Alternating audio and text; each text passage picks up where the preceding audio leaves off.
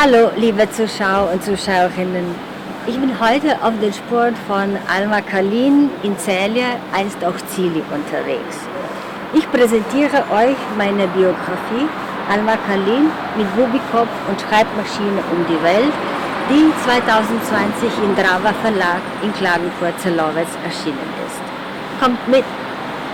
Der pensionierte österreichisch-ungarische Major Jakob Kalin und die Lehrerin Wilibalde Helena Micheliak, die im Jahre 1844 in der untersteirischen Provinzstadt Celje-Zili, heute Slowenien, als uneheliche Tochter auf die Welt kam, heiraten spät. Ihre Hochzeit findet am 6. Januar 1887 statt. Der kleine Wasserkopf überlebt. Wo ist der kleine Maximilian, erkundigte der alte Major, der diesen Namen für den zukünftigen Kadetten und angehenden Feldmarschall wählt, gleich nach der Geburt des neuen Weltbürgers. Doch stattdessen kommt am 12. Oktober 1889 um 9:30 in der Nacht im Kronland Herzogtum Steiermark in der K&K-Monarchie nur ein gelbgrünes, linksseitig leicht gelähmtes Mädchen mit unrichtig eingehängten Augen und einem Wasserkopf zur Welt. Almas Geburtshaus gegenüber steht der Narodni Dom, einst das Kulturzentrum der Slowenen in Celje und heute der Sitz der Stadtgemeinde Celje. Da wir zu Hause nur Deutsch sprachen und meine Mutter fast 40 Jahre als Lehrerin an der deutschen Schule tätig war, wurde auch ich selbst der deutschen Erziehung teilhaft und hatte Kontakte mit Deutschsprachigen. Und da sogar im Haus meiner slowenischen Tante Deutsch mit mir gesprochen wurde, darf man mir meine Zugehörigkeit dem deutschen Volke und die natürliche Tatsache, dass ich das Resultat meiner Errungenschaften auf dem Gebiet der Literatur in erster Linie diesem Volk widmete, nicht vorwerfen. Der Mensch ist die Frucht seiner Erziehung, verteidigt Alma in ihrer Autobiografie Ein Mensch wird, ihre Muttersprache, in welcher sie später all ihre Werke schreiben wird, obwohl sie auch des Slowenischen, der zweiten Sprache in Celje-Zili, mächtig war.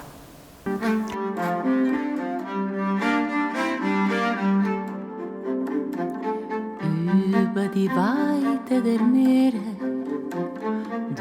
durch die Enge der Schluchten, über Felsen, Hügel und Berge, Wüsten, Gestade und Buchten.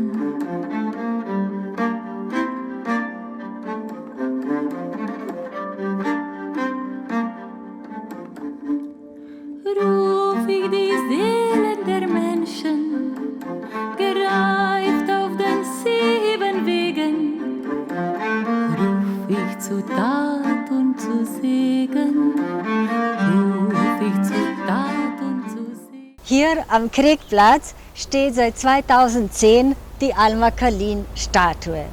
Die Statue ist ein Geschenk des Bildhauers Vasko Cetkovic und seiner Frau Anna an Almas Geburtsstadt Celje-Zili.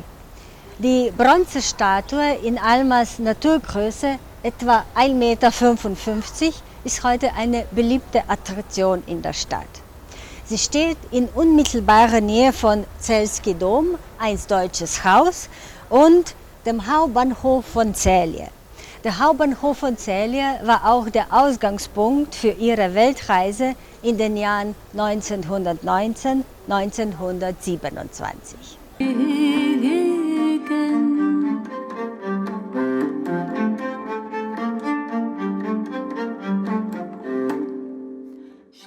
Am 24. November 1919 um 6:35 Uhr p.m. verlässt Alma Kalin mit dem Reisepass vom Königreich der Serben, Kroaten und Slowenen den Celjer Bahnhof und kehrt erst nach 8 Jahren wieder zurück. Mitverpackt sind ihre geliebte Schreibmaschine-Marke Erika und ihr handgeschriebenes Wörterbuch in 10 Sprachen. Ihr Startkapital beträgt $130 und 10.000 österreichische Kronen. Nach kürzeren Aufenthalten in Triest und Venedig schifft sie die 30-Jährige in Genua auf dem Überseedampfer Bologna ein. »Warum fährst du?« ruft sie sich noch einmal die Frage ihrer Mutter in Erinnerung. Sie kann auch diesmal kurz vor ihrer ersten Ozeanfahrt weder aus dem Herzen noch aus dem Gehirn heraus, sondern aus einer Tiefe, die man nur selten berührt, antworten. »Ich will ja nicht gehen, aber ich muss.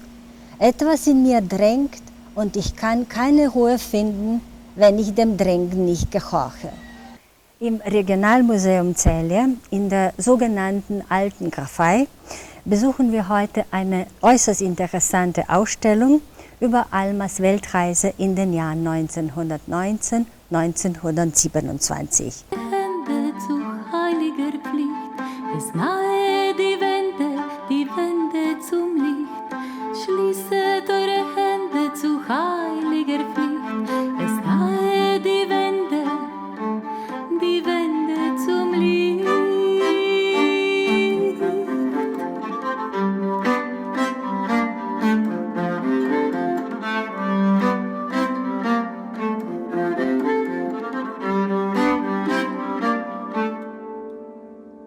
Schließet eure Hände zu heiliger Pflicht, es nahe die Wände zum Licht.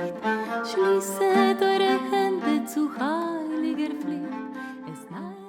Auf ihrer Weltumrundung in den Jahren 1919, 1927 bereist Alma Karlin als alleinreisende Frau alle Kontinente und gehört somit zu einer kleinen Gruppe weiblicher Weltreisender, die Anfang des 20. Jahrhunderts Ähnliches leisten.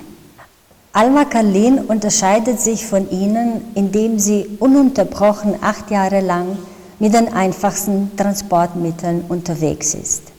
Einzig im Vertrauen auf die eigenen Fähigkeiten, sich überall auf der Welt durchs Unterrichten und Dolmetscherdienste als auch journalistische und belletristische Arbeit Verdienstmöglichkeiten zu verschaffen. Kolumbus' Tochter mit Todesdornen. In Europa vor dem Ersten Weltkrieg war ich ziemlich unbeachtet und daher leicht gereist. In Südamerika dagegen war ich plötzlich der ungeschickte Kanarienvogel unter Spatzen und Finken.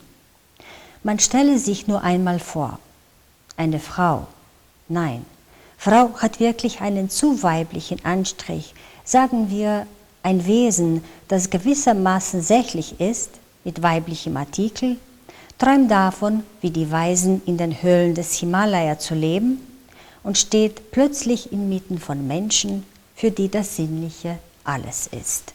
Die Wände zum Licht. Doch die schönste Zeit in Japan verbindet Alma mit ihrer administrativen Stelle in der Tokioter Deutscher Botschaft. Da lernt sie eine interessante Gesellschaft aus japanischen Intellektuellen, Politikern, Geschäftsleuten und vor allem Künstlern im Kreis um den japanischen Maler, Schriftsteller und Musiker Tadaichi Okada kennen. Tadaichi verschafft ihr nicht nur einen tieferen Einblick in die Welt der traditionellen japanischen Dichtung, der zahlreichen Sagen und Legenden, sondern auch in das japanische Künstlerideal, welches sie nun selber befolgen will.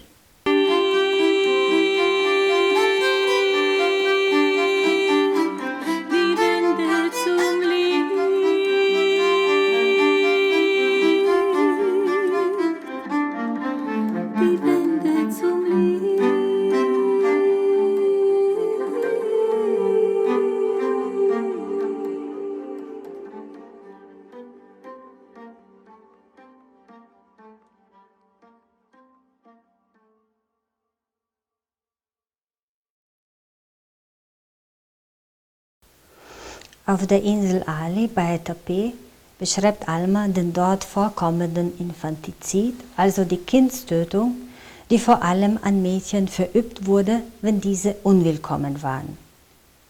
Auf Ali lernt sie eine Melanesierin kennen, die den christlichen Namen Anna trägt und von ihren Stammesangehörigen Mädchen aus dem Loch genannt wird. Da sie aus ihrer deutschen Missionsschule über gute Deutschkenntnisse verfügt, erzählt sie Alma oft Bruchstücke aus ihrer Lebensgeschichte. Anna wird als zweites Mädchen geboren, aber ihr Vater wünscht sich keine zweite Last in der Familie. So gräbt ihre Mutter das übliche Loch in der Nähe des Dorfeingangs, legt das neugeborene Mädchen hinein und deckt es mit Reisig zu. Dann läuft die Mutter durch die umliegenden Dörfer und ruft laut, dass ein kleines Mädchen im Loch liegt. Das gab jenen Frauen, die noch keine Wasserträgerin hatten, Gelegenheit, sich das Kind zu holen. Es musste jedoch innerhalb einer Stunde geschehen, denn länger lebte das kleine Wesen in seinem Grabe nicht, schreibt Alma Karlin in ihrem Text Frauen, denen ich begegnete. Das zierliche, mutige, intelligente und ehrgeizige Fräulein aus der untersteiermärkischen Provinz wird nach ihrer Rückkehr nach Zählie-Zieli zu einer der meistgelesenen Reisebuchautorinnen der 30er Jahre im deutschsprachigen Raum. Sie zählt heute, 100 Jahre nach ihrer Weltumrundung, nach Einschätzung des Regionalmuseums Zählie, zu den 10 größten Weltreisenden aller Zeiten. In der Regionalbibliothek Zählie kann man sich 70 Jahre nach ihrem Tod viele Bücher von Alma Karlin ausleihen. Sie werden ganz gerne von allen Generationen gelesen. Schließet eure Hände zu heiliger Pflicht, es nahe die Wende zum Licht. Schließet eure Hände zu heiliger Pflicht, es nahe die Wende zum Licht.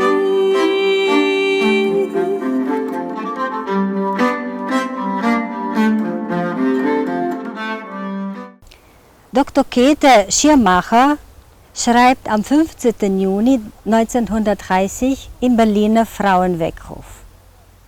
Denn seit 1918 ist ein neues Blatt der Weltgeschichte begonnen, die Frauenseite. Lebend, sehend, hörend, schaffend, kämpfend, federführend tritt die Frau auf die Bühne. Alma Karlin zählt zu diesen Pionierinnen. Generaloberst von M. Ihr Werk hat meine Frau und mich derart in Bann gehalten, in so hohem Maße ergriffen und bewegt, dass ich Ihnen schreiben muss, wie sehr wir sie bewundern. Ihre stählerne Tatkraft, ihren eisernen Willen, ihren Mut und womöglich noch mehr, ihr warmes, edles Fühlen für alles Gute und Schöne, ihre tiefe Liebe für alles Sein. Es ist mehr als genug, was sie gelitten. Für ihre literarischen Leistungen verdienen sie den Nobelpreis. Ich habe sehr viele Reisebeschreibungen gelesen, aber keine war so wunderbar geschrieben, weil mit Herzblut wie ihre. Mitteilung des Buchversands Bodehaus aus Weimar. Ein Kunde unserer Leihbücherei, der ihre Werke im Banner der Südsee und Einsame Weltreise besitzt, wünscht zu erfahren, ob sie noch weitere Werke verfasst haben. Erwähnenswert sei, dass der Kunde, ein Akademiker, früher Bücher, die von Frauen geschrieben worden waren, grundsätzlich nicht las und nun durch ihre Bücher Achtung vor weiblichem Können bekommen hat. Die Wende zum Licht. Im Museum der Neueren Geschichte Zählie wird ein Teil des Nachlasses von Alma Karlin und ihrer Seelenschwester Thea Schreiber-Gamelin aufbewahrt.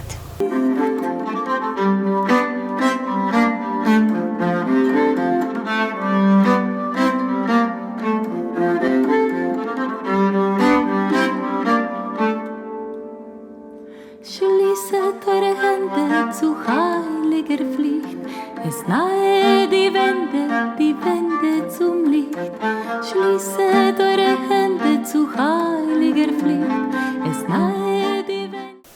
Alma Maximiliana Karlin geht jedem, der sich mit ihr beschäftigt, unter die Haut. Sie war klein in Gestalt, aber mächtig in ihren Taten. Alma Maximiliana Karlin. Die Wände zum Licht.